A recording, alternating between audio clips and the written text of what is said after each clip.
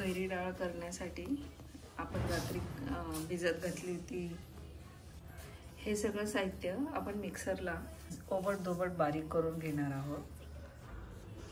मिक्सरमध्ये डाळ आपण थोडी जाडी भरडी वाटून घेणार आहोत। नंतर हे ओलं खोबरं आणि कैरी आणि मिरची, साखर ते पण नंतर मिक्सरमध्ये आपण वाटणार आहोत।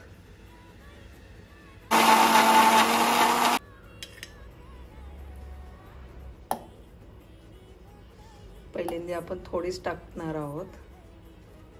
चवीनुसार मिरची टाकायची, थोडंसं टेस्टसाठी कैरी टाकली। आता ओलं खोबरं आहे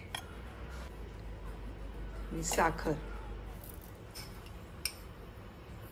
चवीनुसार मीठ, हे सगळं आपण मिक्सरला करून घेतो। मिक्सरमधून छान हे सगळं एकत्र क्रश करून घेतलंय। डाळ, ओलं खोबरं, कैरी, साखर, चिमूटभर मीठ। आता त्याच्यावर वरून कोथिंबीर पेरली का आपली कैरी डाळ रेडी। आणि तुम्ही बघू शकताय ताजं कैरीचं लोणचं केलंय। रंग किती मस्त आलाय।